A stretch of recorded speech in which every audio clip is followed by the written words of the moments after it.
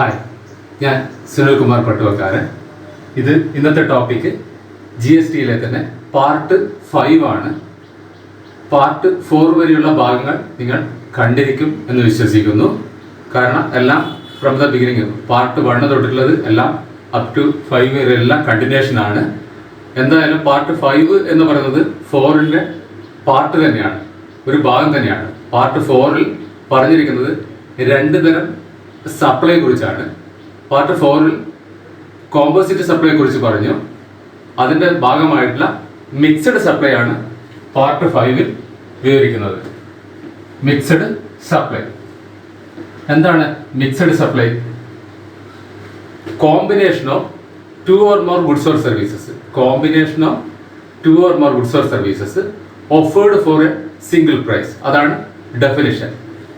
രണ്ടോ അതിലധികമോ ഗുഡ്സോ സർവീസസോ, സാധനങ്ങളോ സേവനങ്ങളോ, രണ്ടോ അതിലധികമോ സാധനങ്ങളോ സേവനങ്ങളോ offered for a single price, ഒറ്റൊരു പൈസക്ക്, ഒരു നിശ്ചിത എമൗണ്ടിന് രണ്ടോ അതിൽ കൂടുതലോ സാധനങ്ങൾ കൊടുക്കുകയാണ് ചെയ്യുന്നത്.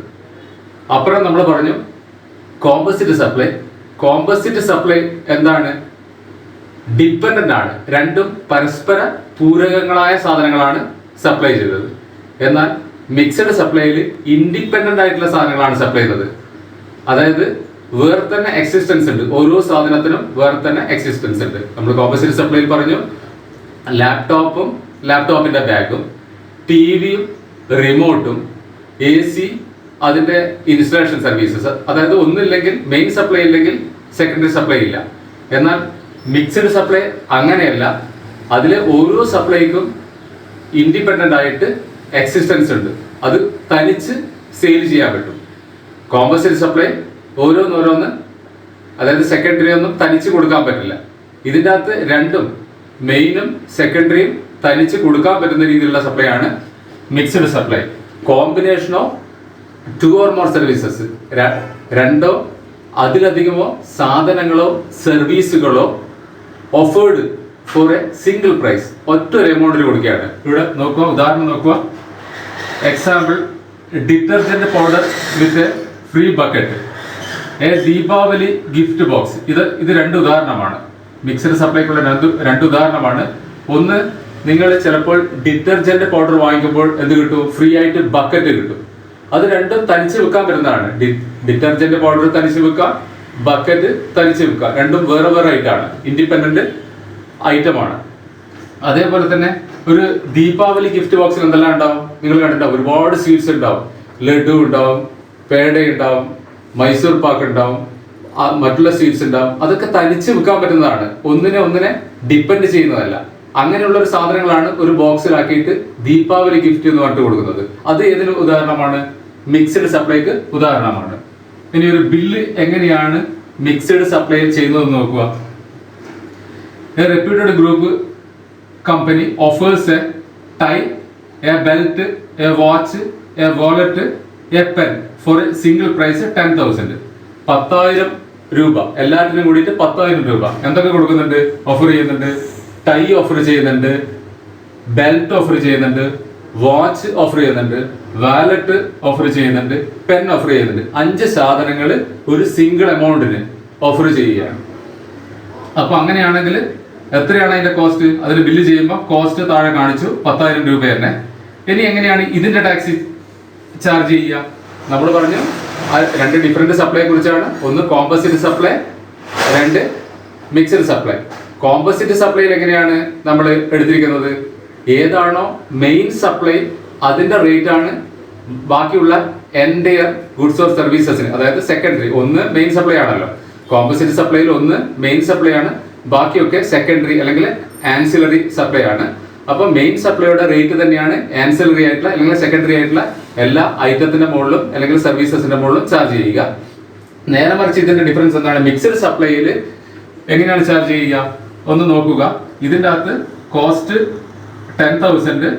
ഇനി നോക്കുക, ഇത് ഈ സാധനങ്ങൾക്കുള്ള റേറ്റ് എന്തൊക്കെയാണെന്ന്. ടൈയുടെ ടാക്സ് റേറ്റ് 12%, ബെൽറ്റിന്റെ ടാക്സ് റേറ്റ് 12%, വാച്ചിൻ്റെത് 18%, വാലറ്റിൻ്റെത് 12%, പെന്ന് 5%. ഇങ്ങനെ 5 സാധനങ്ങൾക്ക് ഡിഫറെന്റ് റേറ്റ് ആണ് ഉള്ളത്. അങ്ങനെയാണെങ്കിൽ എങ്ങനെയാണ് ഇതിൽ ടാക്സ് ചാർജ് ചെയ്യുന്നത്? 10,000 മുകളിൽ എങ്ങനെയാണ് ടാക്സ് ചാർജ് ചെയ്യുക? സെക്ഷൻ 80 പ്രകാരം മിക്സഡ് സപ്ലൈയിൽ ടാക്സ് ചാർജ് ചെയ്യേണ്ടത് ആ കൂട്ടായിട്ടുള്ള ഗുഡ്സ് ഓർ സർവീസസിലും ഏതാണ് ഹയസ്റ്റ് റേറ്റ് ഉള്ളത് അതിന്റെ റേറ്റ് ആണ് മറ്റുള്ള എൻറ്റയർ സപ്ലൈയുടെ മുകളിൽ ചാർജ് ചെയ്യേണ്ടത്. ഇവിടെ ഏറ്റവും ഹയസ്റ്റ് റേറ്റ് ഏതിനാണ്? വാച്ചിനാണ്, 18%. ആ 18%മാണ് ബാക്കിയുള്ള എല്ലാ സപ്ലൈയുടെ മുകളിലും ചാർജ് ചെയ്യേണ്ടത്.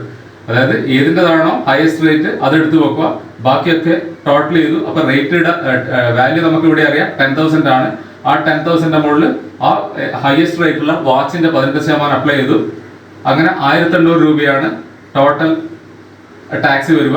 അത് കേരളത്തിനുള്ളിലാണെങ്കിൽ CGST SGST എന്ന നിലയിലാണല്ലോ വരിക. അപ്പോൾ 900 എന്നുള്ള രീതിയിലാണ് ഇവിടെ അപ്ലൈ ആവുക. CGST 900, SGST 900 എന്ന നിലയിലാണ് ഇവിടെ അപ്ലൈ ആവുക. അങ്ങനെ ടോട്ടൽ 11,800 ആണ് ടോട്ടൽ ബിൽ എമൗണ്ട് വരിക. 11,800 ആണ് ടോട്ടൽ ബിൽ എമൗണ്ട് വരിക.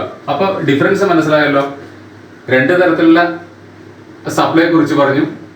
ഏത് അവസരത്തിലാണ് എല്ലാ ഗുഡ്സ് ആൻഡ് സർവീസസിനും GST കൗൺസിൽ സെപ്പറേറ്റ് ആയിട്ട് സ്പെസിഫിക് ആയിട്ട് റേറ്റും ടാക്സ് റേറ്റും HSN കോഡും ഒക്കെ പറഞ്ഞിട്ടുണ്ട്.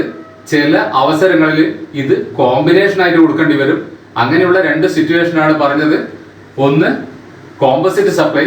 ആ കോമ്പസിറ്റ് സപ്ലൈയിൽ ഐഡന്റിക്കൽ ആയിട്ടുള്ള പരസ്പര പൂരകങ്ങളായിട്ടുള്ള രണ്ട് സാധനങ്ങൾ, ഒന്നില്ലെങ്കിൽ മറ്റൊന്നില്ല എന്ന തരത്തിലുള്ള സാധനങ്ങളാണ് സപ്ലൈ ചെയ്യുന്നത്.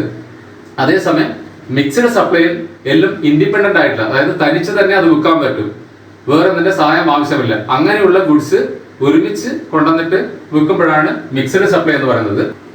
അപ്പോൾ ഓർക്കുക, കോമ്പസിറ്റ് സപ്ലൈ എന്ന് പറയുന്നത് ഡിപ്പെൻഡന്റ് ആണ്.